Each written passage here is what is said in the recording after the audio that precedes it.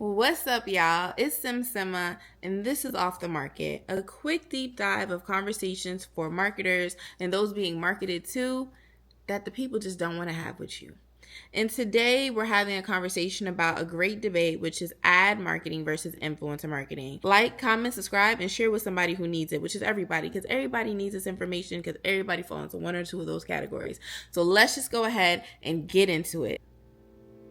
Okay, so first of all, why is this conversation important? It is a very, very common conversation for business owners who are just starting out or just are smaller businesses, have a smaller team. There's not always enough money in the budget when we're being for real with ourselves to invest in ad marketing and to also invest in influencer marketing. But we do know that we have to be in the room with one of those things in order to get the results that we want to get, because once you get the product out there, once you have the website, once you have the content, the next step is pushing it out to people to convince them to purchase your thing so that you can not only recoup the money that you spent on getting this product up and running, but also so that you can make you some profit.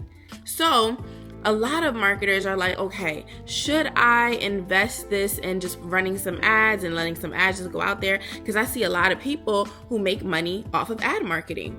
Or should I give one of the influencer girlies my money and hope that they will be able to give me the results that I want? And the reason why it's so tricky is because you take a risk either way. Now, yes, I am very biased as far as hire the girls, hire more influencers. I'm going to say it to you till I'm blue in the face. But today, I really want to actually break down and flesh out the pros and cons of both and give you the information, the tools you need, because every single business is different. For some businesses, it does make sense to just go ahead and run some ads out there. Make sure that you're being seen everywhere, because that's all you need to be able to get to the next step of your goals. However, for some people, it's not just about running the ads. You need people to be personable with your stuff. You need people to have a voice that they can trust behind what it is that you're trying to sell, because what you're trying to sell might not be a need.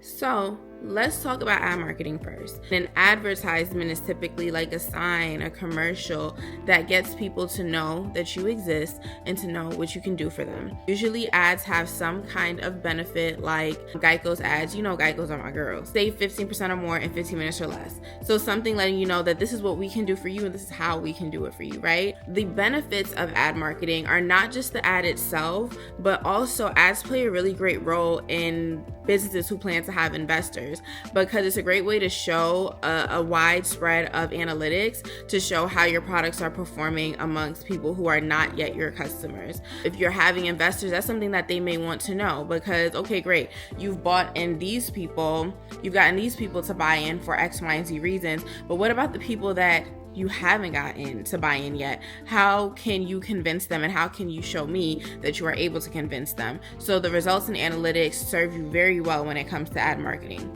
Also, it's a great way to reach people that are not in your immediate network, sphere of influence, or even in your immediate demographic. The challenges of ad marketing, especially today, are that people are over it. There's nothing that pisses us off more than an ad. Ads these days require so much work and effort to not feel like something that everybody else has put out, or to not feel like something that is selling a person a thing. Because everywhere we go, everywhere we turn, we're being sold something. And it's so aggravating for consumers that it turns them off from a product that they probably would actually enjoy before they even get to learn about it. Once it feels like an ad, they're scrolling up, they're turning it off, and they're saying no, thank you. So people are burnt out. It's called ad fatigue.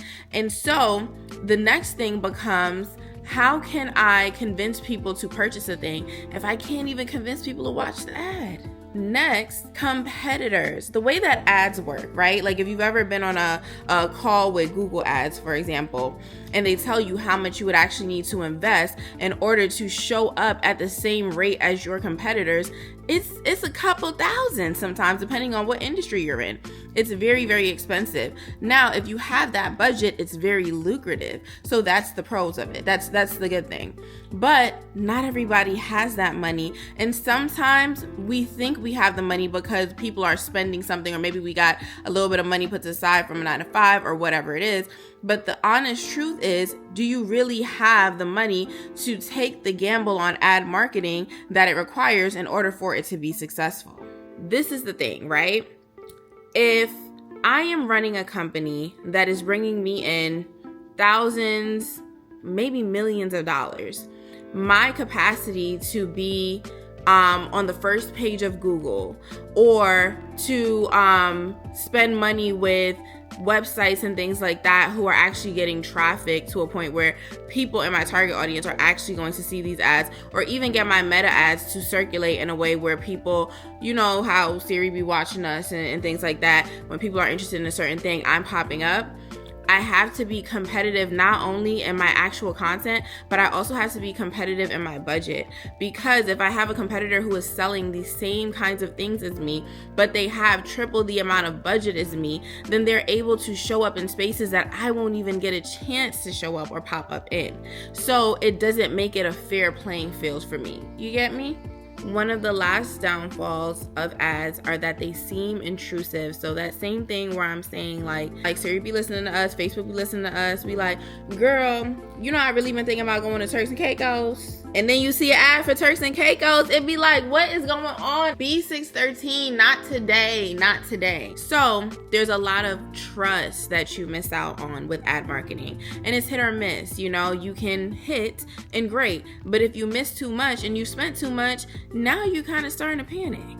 So let's talk about influencer marketing. Influencer marketing is choosing influencers that make sense for your niche, your target audience, and paying them a fee to create content using your product, speaking about your product, and telling their audience all about it. Typically in influencer marketing, you are going to either do like a giveaway or have like a special, you know, use my code for 20% off, all of that kind of fun stuff, right? Some of the pros of influencer marketing is that it feels authentic.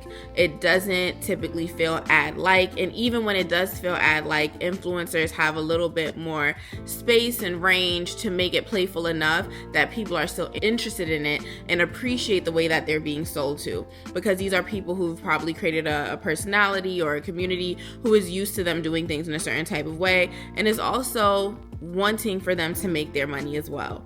So there's a lot of things rooting for you in the space and place of trust. Because these influencers also have built-in audiences, they've already created platforms for themselves. Even if they're micro influencers, the chances of engagement and not just visibility for visibility's sake is much higher. So the engagement of people being like, oh girl, what's this? Oh, what you got going on? Because people are already tuned in and tapped into what it is that they have going on. It makes it much more probable that your brand is going to get the visibility and the clicks and the followership that you're looking for, especially if you are a brand new brand. Lastly, cost effectiveness. It is much more cost effective to run ads with an influencer, not because they're cheaper, but because the possibility or probability for your return on your investment is much higher, because again, these people already have proven their success in getting people to buy things, whether it is from them or from other people. And yes, we can speak about how to choose the right influencer on another video, because do that mean that every time you choose one of these girls, you just gonna make that buku cash? No, you gotta find the right influencer for you, and you gotta know when to hold them. Woo! Know when to fold them. Know when to run. You absolutely have to do your research as well, ask the right questions, and be clear in what your brand expectations are when you are working with influencers. So I'm already rolling into the cons as well. I don't want you to think that it's just sunshine and daisies over here, because it's not. It is a very tricky situation to find yourself in when you are working with influencers, because you have to be clear cut on what it is that you want, and you also have to be willing to accept that this influencer may have made such and such a lot of money, but might not make a dime for you because they're simply not right for you or your audience. Before you spend a dime, have conversations about what it is that your brand needs. Figure out what it is that they are saying that they will present. Pay attention to what they've already presented, because some people be having dreams and nightmares, child. Oh yeah, because I was thinking what we could do is make it like real like MTV Two Cribs kind of situation. But when you are working with a solid influencer, a solid content creator who understands what your goals are and is able to execute those goals, it is much easier for you to see the fruit of your labor than it is sometimes for you to see in ad marketing. Case in point, another brand that's really eating up the game as far as ad marketing is Taco Bell.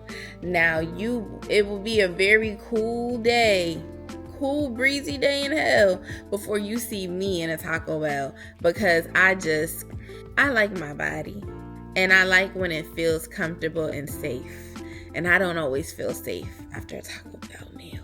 However, Taco Bell does an amazing job at ad marketing as far as coming up with creative campaigns. They're very funny. They're very in-depth. They're very detailed. I remember they did this one campaign called Steal a Base, Steal a Taco with the baseball league and things like that. They partnered with ESPN. They were giving out free tacos at different locations and all of these things. So they were all over the commercials during the baseball season. All of these fantastic things were happening, right? And that's the thing about ad marketing. Ad marketing requires a system. It's not just about pushing an ad up, letting it go, and going about your day. It's about having a full strategy that is able to serve your ad marketing, right? So you need your email marketing attached to it. You need all of these other things in the room and all these other brains in the room to make sure that this is working the way that it needs to work. Also, technology falters. So, you need somebody that's able to use your website in a way to make sure that you're actually funneling the sales towards your website. Your website is not crashing or overwhelmed. And so you're making the money that you need to make from your ad. However, if I was just a regular mom and pop taco shop, it may not serve me to do something as complex because of all of the different moving parts that need to exist in my ad marketing strategy. It may serve me instead to find some local influencers, micro influencers even, who just have high engagement on their stories and in their comment sections to come by my taco shop, me pay them a certain amount of money, and them get the word out about my space and use their creative concepts to get people interested to come and see me in my area. That way, I don't need to run an email campaign for that. I don't even need to say anything on my own platform. Maybe we do a couple collabs together or something like that whenever they do post, but they're doing most of the legwork and I can make these tacos. That's an example of how for smaller brands, you just may not have the bandwidth that you need to make your ad marketing strategy successful yet. It does not mean that ad marketing isn't useful. It just means that ad marketing might not be useful for you. Whew. So, boys and girls, in conclusion, learn something from this. Spend your money wisely. Don't think that just because the next holiday is on the horizon, that means you got to go ahead and spend the last couple dollars that you have in your business account or in your account on running a bunch of ads. No. You have all year long to think of creative ways to be able to get the word out about your brand so that you can bring in more and more money, so that you can do all of the wonderful things that the big brands are doing, because once upon a time, they were a small brand just like you. But for right now, it's time to stay in your lane, get your money up, not your funny up, and off the market, no tea, no shade. Some of these bigger companies could really benefit from some influencers themselves. Hire the girls. See y'all next time.